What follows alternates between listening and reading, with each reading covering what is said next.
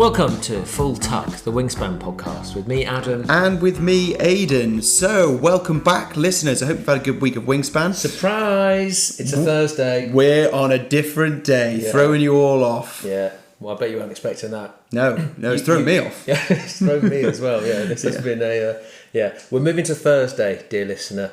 And so we thought this week we'd give you an extra episode. Bonus episode. We can't have you waiting 10 days for an episode. Too long. No. It's too long to go not thinking about Wingspan. Give the people what they want. So we're going for a double episode this week, you lucky things. I hope you're ready to have your ears filled with the sweet sounds of the Wingspan podcast. Absolutely. So yeah, from now on we're going to be on Thursdays, not Mondays. And we are also now on Amazon Music. Yep.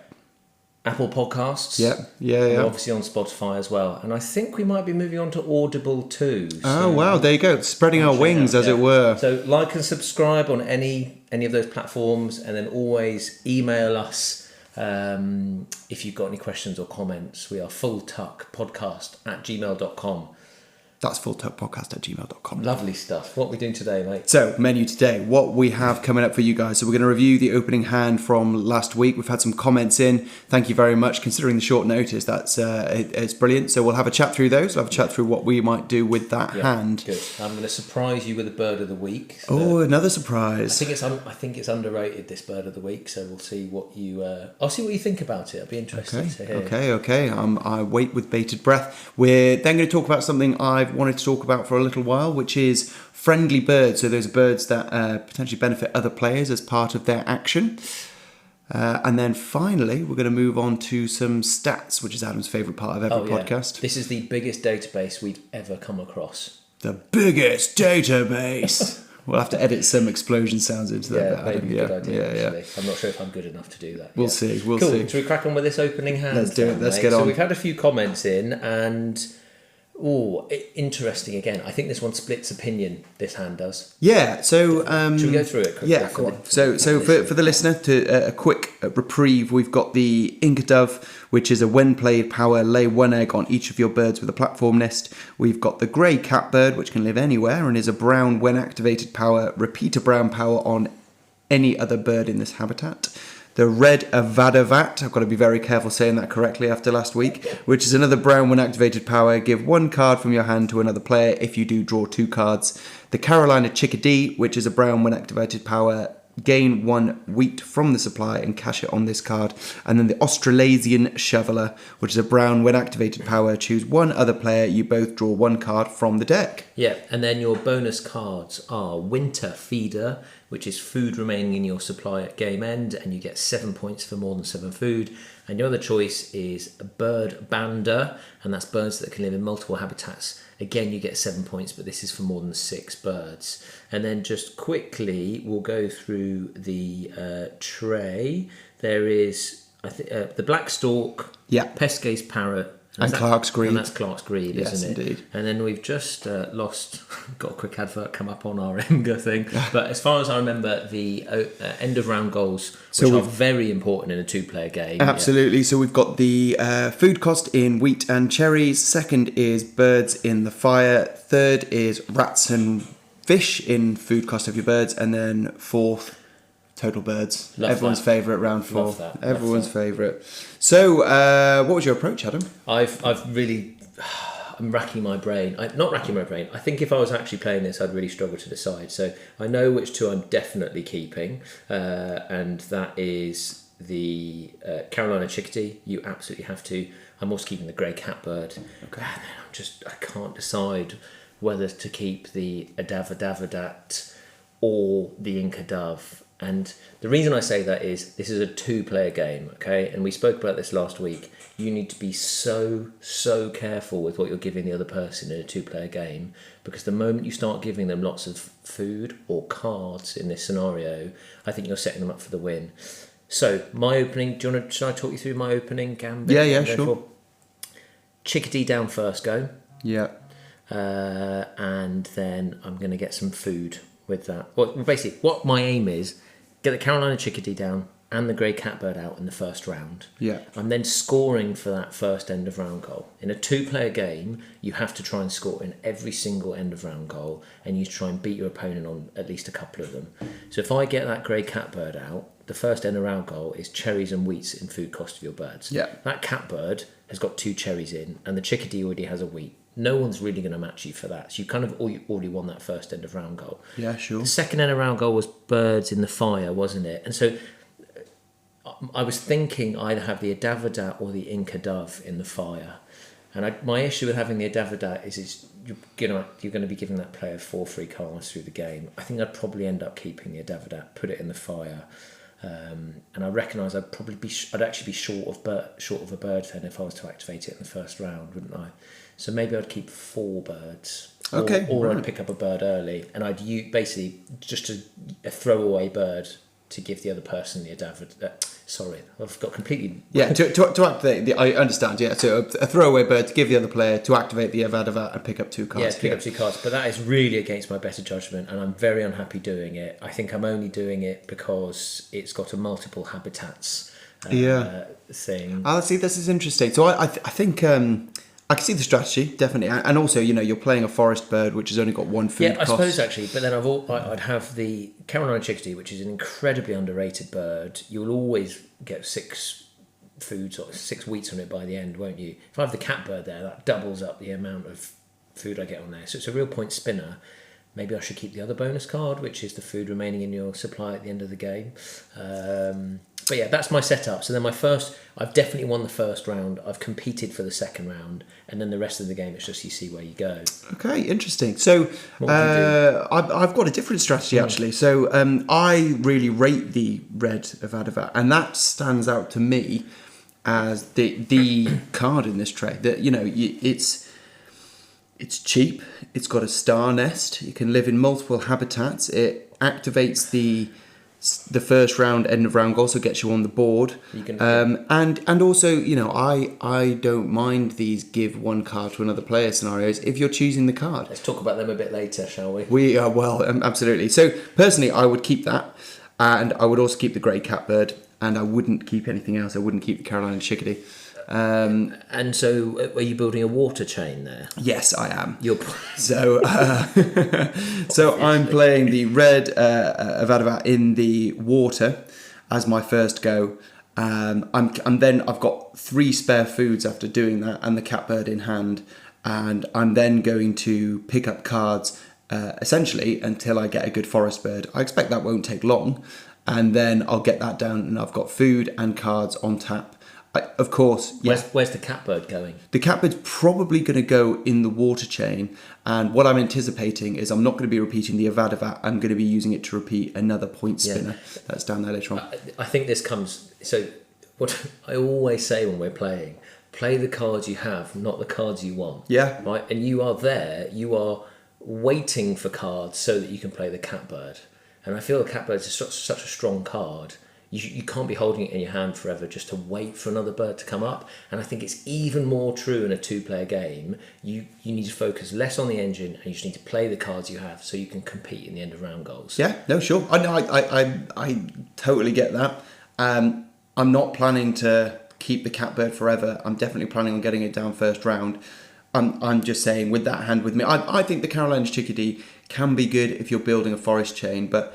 Usually my strategy is get enough food to play the birds that you want and no more. I don't want to be spinning a food chain unless I have a forest chain, ready and waiting. I don't want to be doing that. I want to get food by other means if I can. If I can get food by playing cards in the water that can get me food, or if I can play cards that get me food another way, then I'm doing that. That's really ideally not spinning it. That's funny because you weren't keeping the Chickadee, were you? No, I'm not. But you were going looking for a tree bird, weren't you? I'm looking for a tree bird that will gain me a food rather than a point. Fine. Okay. Oh yeah, that's fair enough. That's what I'm looking at. And to be fair, in a water chain, I think that's a really good tactic, isn't it? Because you can't be wasting time. And I think the Avadavat sets you up for that. It gives you...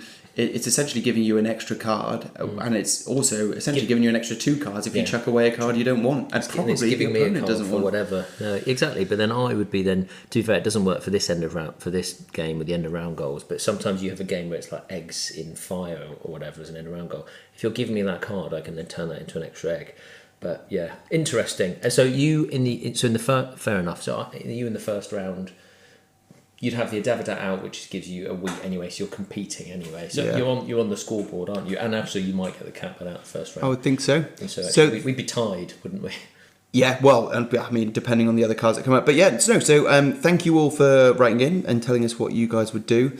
Jack has written in again and mentioned that he'd be looking for Savvy's Warbler, which I think is an interesting strategy. Going hunting for one card. Jack, do you know how many cards there are in the game? Anyway, we'll move on. It's interesting. So, me and Paul did exactly the same thing. Paul did that. He kept the Avadavat, Catbird and Chickadee. And Jack has done exactly what you've done. So that's really interesting. So there you go. Through actually different styles of play. And I suppose it shows your preponderance for water and my preponderance for trees always. Interesting, isn't it? Yeah. Interesting. Good. All right. Well, there's going to be a very good end of, I think it's very good, opening hand for next week towards the end of this one. Oh, yeah. So, yeah, it's going to be great. So please do write in. You'll have a week this time. And let us know. Bit of a twist on this one as well. So we look forward to hearing your thoughts. Right, see you in a minute, guys.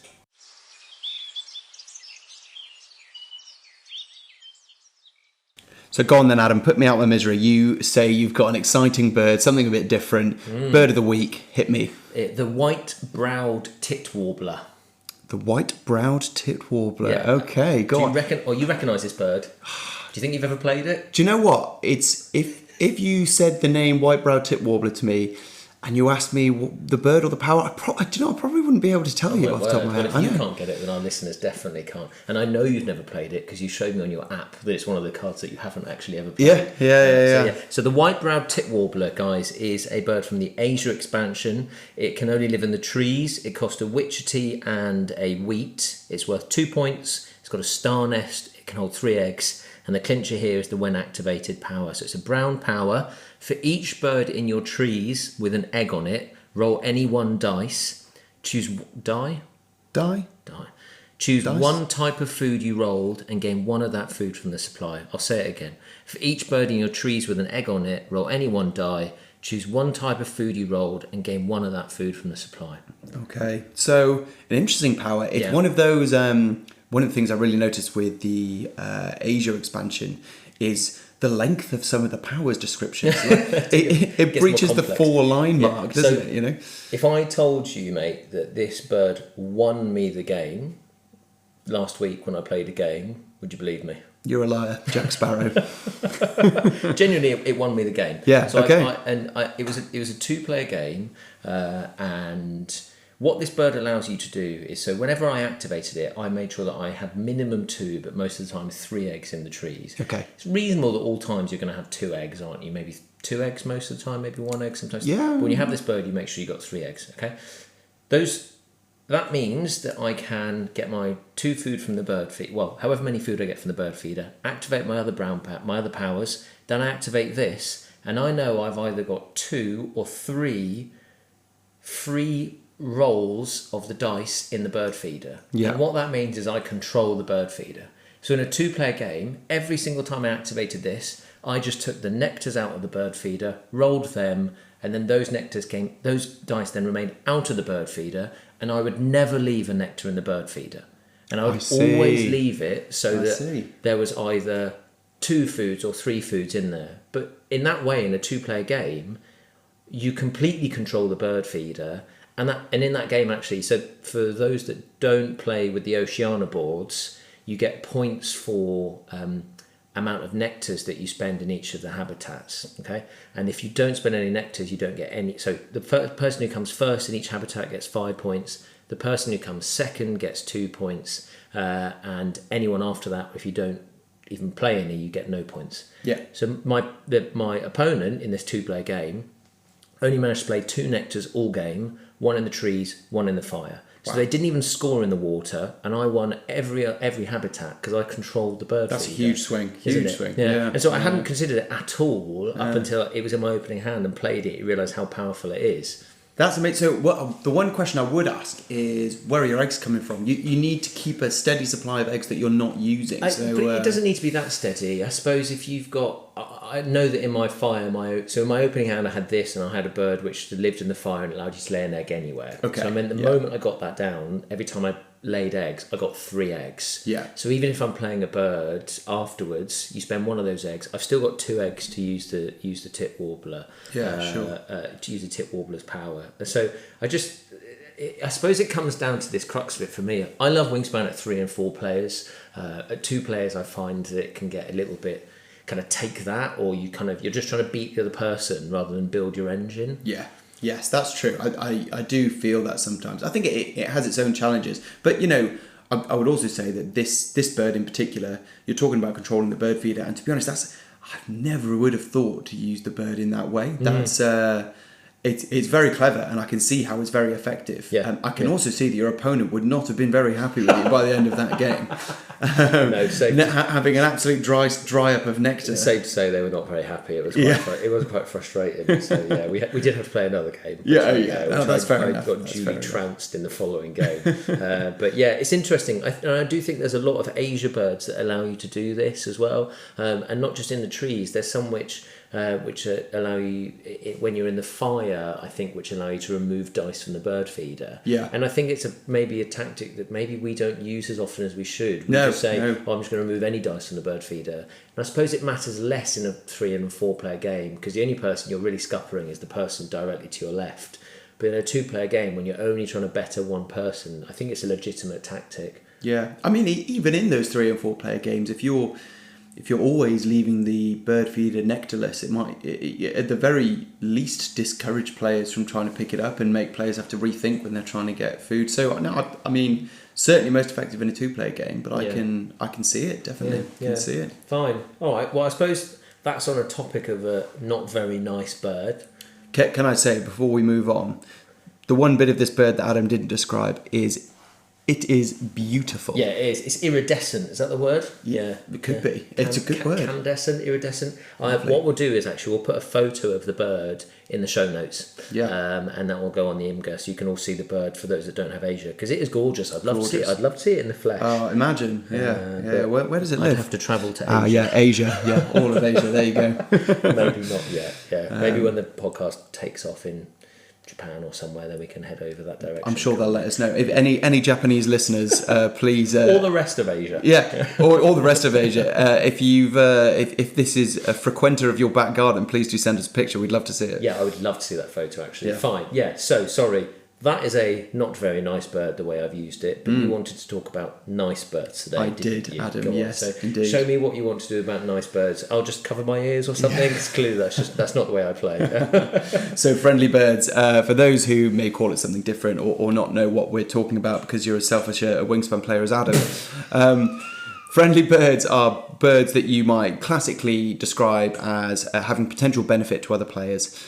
So that they usually have a pretty strong benefit to yourself, but they may also benefit other players at the same time. Yeah. I'd say that the majority of these are brown powers. When activated powers, you do get the occasional white when played power, or even round end powers that benefit other players as well. So something which I think has probably come in more and more with Oceania and Asia. Definitely. I think they've tried to increase player interaction, haven't they? Yeah. Yes, yeah. So I have a little surprise for you, Adam. It's a show of surprises today, isn't it? Good. So what I've got for you here is, and for the listener, because you can't see what I'm doing, I'm going to place a couple of my favourite friendly birds from the game, or ones that I think are unique and interesting and really change a game, in front of Adam, and I'm going to see what he thinks. As an aside, Adam is classically not a fan of these friendly birds.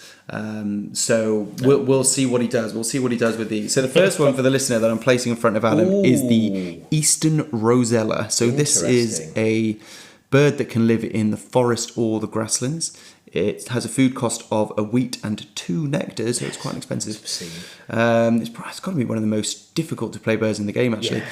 4 feather points associated, which is incredibly low, really, for the food cost. Lives in a cavity nest, 3 egg capacity, brown when activated power. All players gain 1 nectar from the supply. You also gain 1 wheat from the supply. All players gain 1 nectar from the supply. Yeah. You also gain 1 wheat from the supply. I've played this a couple of times, definitely. I've played it as part of a fire chain when it's fit like bonus cards. Okay. And maybe activated it once or twice. I don't know if I've got much else to say for it, to be honest. There are better ways to be friendly than all players gain 1 nectar from the supply. If it's all players gain a wheat, for example, then that's fine. Yeah. But all players gain a nectar is, oh my word! You think it's just too much? Right. If it only cost you 1 nectar to get down, or the points was worth 7 points rather than 4 points, I think then yes, I'd think it would be a worthwhile bird to play. But I just can't see it as a worthwhile bird to play. I'm sorry. Interesting. Yeah. So, if I throw back to you that, can you think of another bird in the game that gets you 2 foods per activation, one of them being a nectar, and you can gain that by playing this bird in the grassland, so you can get this as part of an egg chain? Is there anything else that does that? I'm just racking my brain. Oh, is there the one where... is it the common mistletoe bird where everyone gains a cherry, you also gain a cherry? That, I think, is the multicoloured fruit dove. Yes, that's it. Yeah. But that lives in the fire. So I agree. Another, gets you 2 food and everyone can live in the fire. Can't Cherries are much less useful. I can see what you mean. If you're giving all other players a nectar, that's generoso. Yeah. But I like a generous game, It inflates scores. Everyone has a better time. Yeah, our friends like a generous game, don't they? We have a couple of friends who love it. Yeah, a couple of friends in particular. You know who you are. Yeah. And they are really a big fan of generous games. We've got one friend who I won't name on here, but I've just looked at my average scores with her and without her, and they are 10 points higher. The games with her versus the games without her. There you go. The difference is incredible, isn't it? It goes to maybe I need to reflect on how I play, because I absolutely love it when we play with her. It's so much fun. Such a fun game. It is a fun game. Everyone has a good game. Everyone gets a good score. But it unbalances the game, and I think that's my problem with it, because when it's overly friendly, the scarcity of resources is much less, and the resources become plentiful. Whereas the whole point in this game and all the games that you play is that it's about balancing your different resources. So if Aidan is just throwing nectar at me with the Eastern Rosella, or Jack is just throwing cards at me with Sammy's Warbler, as he is wont to do, it ruins that balance a little bit. Okay, let me throw another one at you. And for the listener, this is the noisy miner, so it also lives in either the forest or the grasslands. Also an expensive cost of a witch tea and nectar, and one of the anything symbol. 3 feather points, bowl nest, 6 egg capacity, a flocking when activated power. Tuck 1 card from your hand behind this bird. If you do, lay up to 2 eggs on this bird, and all other players lay 1 egg. What do you reckon?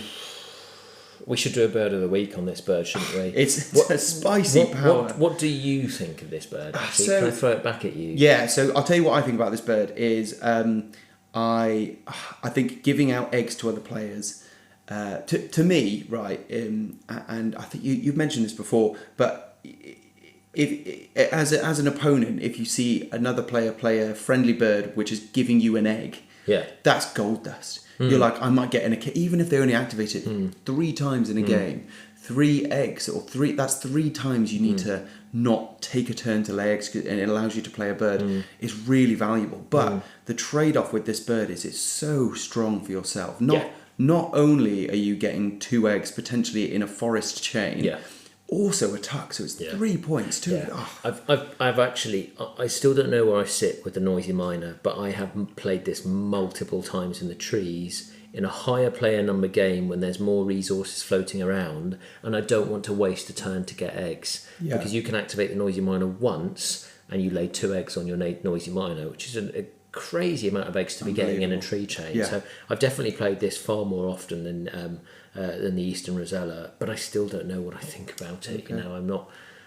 Let me give you a comparable friendly card and see what you think between these two. So this is an Asia bird, and I one of the coolest birds in the Asia expansion, I think. So it's I'm almost certainly mispronouncing this, but it's the satyr tragapan, which lives in the forest, costs a wheat and a cherry, 5 bird points, platform nest, 2 egg cost. When activated power, give a card from your hand to another player, and if you do, lay 2 eggs on this bird. So comparing the noisy miner and the trapagant, you gain 2 eggs yourself from it. The noisy miner, you get to tuck a card, but you're giving eggs to all other players. The tragapan, you're not tucking a card in, but you are giving away a card. Yeah. So you're losing a card from your hand, but that card's going to another player. But you're not giving away eggs. What do you think? I love this bird. Yeah. I love it. Yeah, you caught me out. You've done well. Yeah, you've done really well. I love this bird. It is so good. And I think it comes back to the noisy miner point I made.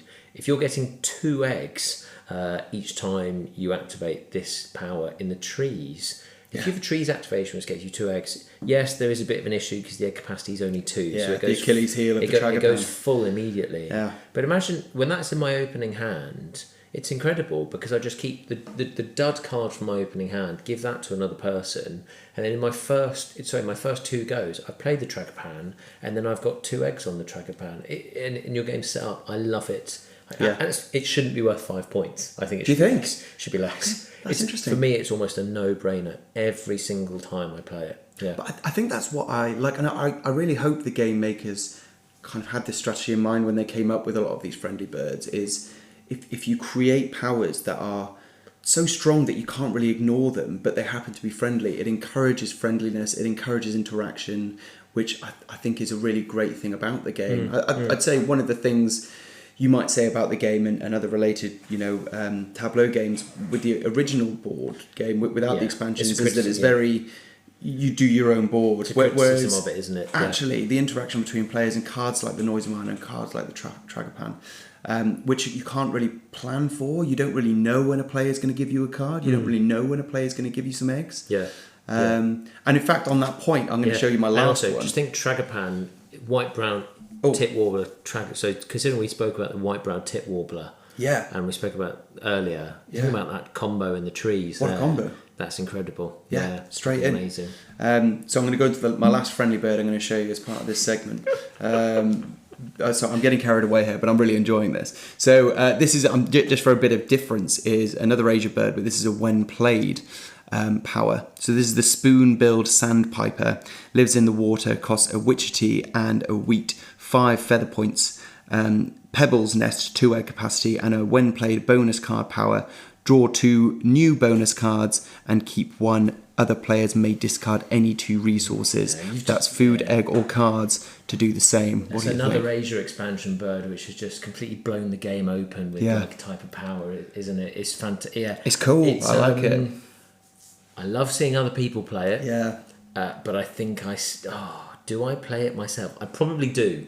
Yeah. Just because I just think the allure of 2 bonus cards is too great. But giving away bonus cards to other players. Yeah, and pretty much by the time you play it, everyone else has enough resources to also like do the thing, because you're not going to play it early game because resources are too scarce. Yeah. Well, actually, you could play it early game. Maybe that's a strategy. Yeah, I've only ever seen it played late. Actually, I've never seen it played early, but that should be the strategy, shouldn't it? You play it very early. Yeah.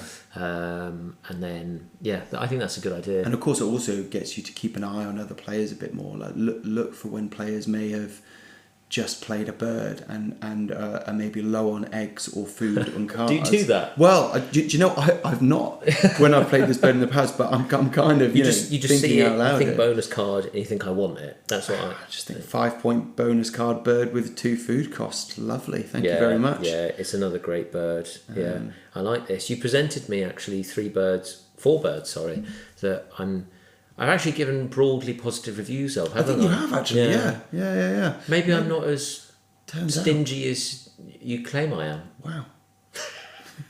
Revelation here on the pod. If this podcast has taught us anything. You've heard it here first, folks. That's really interesting. Yeah, good. Fine. Thanks for that, Ace. That's very interesting. Enjoyable, that. Maybe we should just do a opening hand of friendly birds. Oh, okay. What would you say? Or alternatively, throw them all in the bin, mate. See, I don't mind those friendly birds. Not interested. Yeah, no worries. The game would be a bit without them. Give me a hand of white stalks. Thank you very much. Yeah, exactly. Can I have the white stalk? Can I have the mute swan? But fine, we're getting distracted. Sorry. Right, lovely. Anyway, if you've got any kind of big friendly bird plays in the past, or any games which may have gotten to outrageously high scores thanks to a few friendly birds, let us know. We'd love to hear about it. fulltuckpodcast@gmail.com. Cool, please do. We'd love to read your emails and read your comments. That's quite enough friendly talk. Should we crunch some numbers? Absolutely. Down to the serious stuff. So you know how past few weeks we've been going through different databases, sort of 400 games, 200 games. Yeah. Rookie numbers. I'm talking 500,000 games. How does that sound to you? It sounds lovely. It's 500,000 games. That is some serious data. It's obscene numbers, isn't it? You have to trust a database which has 500,000 plays in it, don't you? This database is, for those of you who get emails, the World of Wingspan updates, you will have seen this email a couple of weeks ago now. It was the September World of Wingspan update, and this is a database released by Monster Couch, who are the company who make the app. Okay. And what they did is, I think the Asia expansion only came out recently, didn't it, on the app? Yes, no, it did, yeah. So it was earlier this year. It was to celebrate something, the month release Okay. so the Asia expansion had been out for a month, and the Stonemaier team asked if Monster Couch could present them some data. And so this is a database of all the games that were played in the month after the release of Asia. Okay. So that is, in 1 month, more than 500,000 games were played. It's insane. It goes to show how popular the game is, doesn't it? Yeah. It's great to see, This actually. is only online games. Okay. That's not obviously no in-person games. This is only online games. It's incredible how many sort of games there are. So there's 15,000 online players. Yeah. 41,000 offline players. Which is interesting. Yeah. I just thought more would go online. What do you tend to do? Well, mainly online. I think it's quite a nice way to almost share your love of the game with people you don't live near. And do you play with random people? No, so I tend to play with people I know. So do you pre-plan it then? Yeah, so I've got a few. Well, I've just got some kind of ongoing back-to-back games going with a couple of people. Oh, really? Shout out Paul, who writes in, and Kev, and also Luke. And you just carry on playing them against them constantly? We'll just have a game, and then when it finishes, someone will start a new one. And then, so can you go like a few days before turns? Yeah, sometimes it takes as long as it takes. If you're busy, it takes a while. It doesn't time out. Yeah. Oh, so that's quite nice. You can leave it and carry on going. So And sort of carry on with your come day. back to it in your own time. Oh, that's interesting. That is. And have you ever played against random people? No, I've not really. Too scared? No. Well, it's. I don't really know why. I suppose. I suppose ultimately the way I see, I much prefer playing in person. I think is the bottom line. I think it's a sociable game. Board games are about being sociable, and that's. But I use the online game as a kind of a nice way of almost pseudo socializing with those people who I know in real life and share a love of Wingspan with, and it's a nice way to continue that. Yeah, good. Okay, so I'm going to give you some very basic stats this time. There's none of this crazy stuff that we've gone through. Go on. I just want to talk about quickly the top 5 win percentage birds in this database. Oh, yeah. And maybe we should move away from win percentages going forward after this. Okay. Do you want to name what you think the top win percent bird in this game is? So we've spoken about we've spoken about him before. It's the Great Indian Bustard. Surely it's got to be. Yeah. Okay, we've already had that discussion, and I'm not going to retrace old ground. Can you see? For the listener, his blood is boiling visibly. I've gone red. Hang on. And that's the highest. Yeah. And second is Philippine Eagle. Okay. Which is another Lovely. Asia expansion bird, which is fantastic. We won't get into it today, I don't think, because it's just a bit complicated. But maybe another time. Third, North Island brown kiwi. Yeah, I can it's see a fantastic bird. So that's discard a bonus card. If you do, draw 4 bonus cards and keep 2 of them. It's just a lovely way of, if you're struggling on a bonus card, getting rid of a bonus card that doesn't work might be my favourite feeling in the game. When you just toiled and got nothing. For 2 more, the choice of 4. You can freely throw it away to get 2 new. It's fantastic. I'm going to skip the 4th because the 4th is what I want to talk about. Okay. And play the bird that comes in 5th, the Kia. Yeah, so that also allows you to draw like hundreds of bonus cards. So what do those 4 cards all have in common? They're all bonus card birds, aren't they? They're all bonus card birds, aren't they? Which is, it's concurrent with what we've said in the past. And I suppose another interesting feature of those is they are probably 4 of the bonus card birds which are kind of slightly different. Yeah, or do something that's not just draw cards. Power, exactly. Yeah, good point. Really good point. And so the reason I skipped 4th is because it's a bit of a curveball, and I was not expecting it to come here. Okay, so the bird in 4th is the great crested grebe. Okay. This is a bird from the European expansion, and it's only lives in the water. It costs 2 fish. It's got star nest, 2 eggs, and it's brown when activated power. When activated, draw 1 card for each empty card slot in this row. At the end of your turn, keep 1 and discard the rest. Yeah, okay. No, I mean... It's a good bird. I like the bird. Is it the 4th best bird in the game? I am surprised. Yeah. Yeah, I am surprised. I think... do you know, but when you think about it, God, when you have that in your opening hand, it's strong. You know, you get that down in your water, and you are like, if I spin this a couple of times, I'm going to maximise my quality of birds I'm picking up. You essentially get...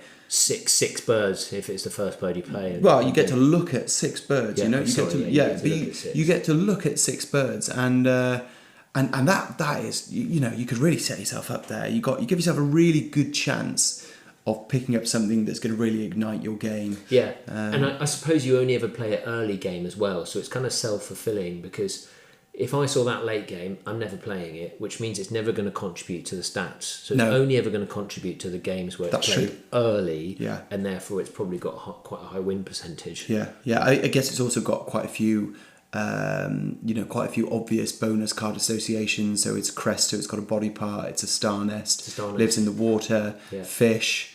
It's also, interestingly, if I'm remembering correctly, this is a bird where you've got a beak pointing both left and right. So on the original printed, but actually just looking at the report here, that both beaks are facing to the left here. Oh. So they flipped it.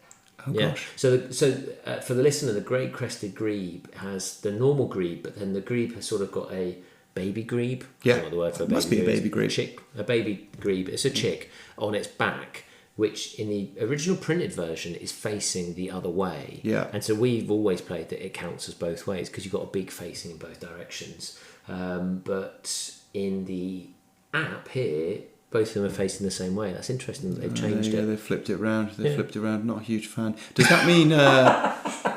If you've got a? Why aren't you a fan? Well, I just loved it. I loved the baby grebe point. I love that it counts for both. This bird came out before that end of round. It did, goal. yeah. So there is an end of round goal which is beaks facing left and beaks facing right, and this bird came out before that existed. Yeah. So I hadn't thought about it. I guess then the flip side of them both facing the same way now is it might count double for birds pointing left.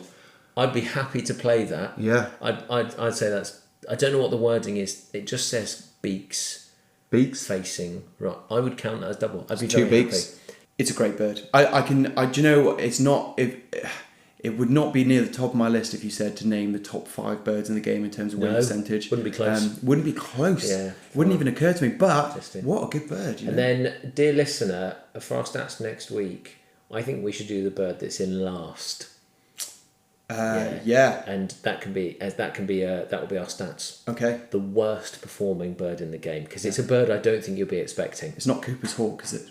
No, it's not Cooper's hawk. Okay. No. Why are you worried? Don't worry. It's a discussion throwback from episode 1. I was going to say it's been playing on your mind since episode 1. That damn Cooper's hawk. Coming back to haunt you. No, yeah. So guys, if you're desperate you can't wait for next episode next week, then I'll put a link to the Monster Couch report in the show notes. Yeah, bro. But if you can wait, it's a great surprise. Some brilliant stats. There's lots more stats in there as well. Yeah, so it's well worth it. Shall we move on to this starting hand review then? Let's do it. Let's crack on.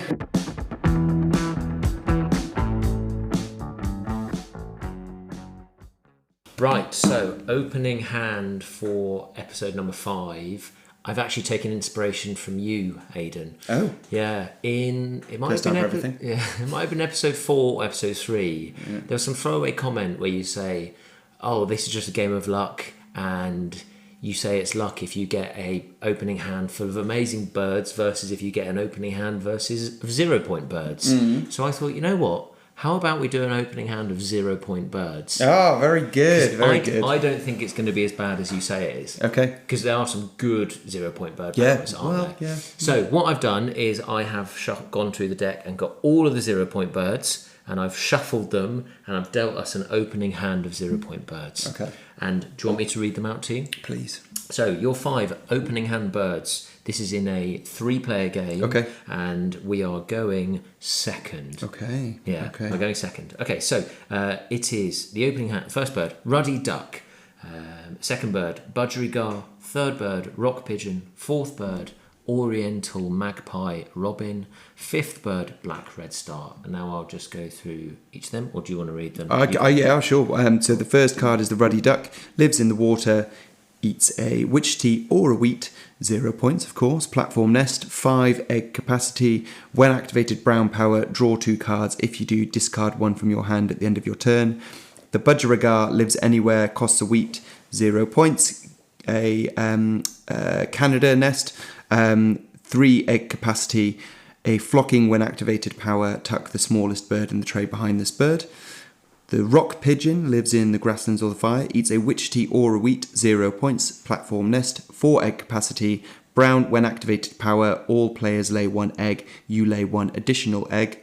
The oriental magpie robin lives in the forest or the grasslands, eats a witchetty or a wheat, 0 points. Canada nest, 4 egg capacity.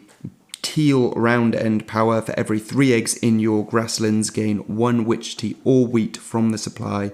You may cash up to 2 of them on this bird. And then finally, the black red start lives in the grasslands, costs a witchetty, a wheat, and a cherry, 0 points. Star nest, 4 egg capacity. Teal round end power, choose a habitat with no eggs, lay 1 egg on each bird in that habitat. Yeah, criminal to make a bird that's worth 0 points cost 3 food. Whoa, right, yeah. And your bonus cards, which are genuinely drawn randomly, I promise you. The first one, backyard birder. Birds worth less than 4 points. So that's backyard birder, birds worth less than 4 points. And if you have 7 birds or more, 7 or more birds, you get 6 points. And the other one is the oologist or the oologist. And that's birds that have at least 1 egg laid on them. And that's you get 6 points for 9 or more birds. I like oologist. Nice there. We'll go for Yeah, oologist. I like that. Fine. End of round goals. Round number 1, birds with no eggs on them. Round number 2, wheat and cherries in food cost of your birds. Round number 3, birds with tuck cards. Round number 4, cubes on player bird. Brilliant. And the tray? And in the tray we have got what a tray. Right, you guys are going to like this. We are going second. Yeah, of course. So in the tray we've got 3 birds. We've got the grey butcher bird, which can live anywhere. Food cost of a witchetty, a rat, and an anything. 5 feather points. Bowl nest, 2 egg capacity. Predator brown, when activated, power. Look at 1 card from the deck. If its wingspan is less than 40 centimetres, tuck it behind this bird and cash 1 rat from the supply on this bird. If not, discard it. The wild turkey, which can live in the forest or in the grasslands. Food cost of a wheat cherry. 8 feather points. Pebble nest, 5 egg capacity. White, no power at all. And then finally is Udin's gull, which can live in the water, eats a fish and an anything, 1 feather point. Pebble nest, 2 egg capacity. Flocking, when activated, power. Draw 2 cards from the deck. Tuck 1 behind this bird and keep the other. There you go. I'd be really happy with this opening hand. Yeah, well, we'll save it for next week. Week. So there will be photos and in the show notes, or links to photos. There'll be lists of the birds in the show notes. And remember, guys, we are going to be releasing episodes on Thursdays from now on. Okay, so a whole 7 days to wait, or 7 days to think about what you do with this opening hand. And please remember, we're on all kinds of platforms now. So if you get your podcast on Spotify, like and subscribe, so we don't have to keep pestering you. Yeah, when we release the episode. And we will see you next time, guys. Thanks for listening. Absolutely. See you then.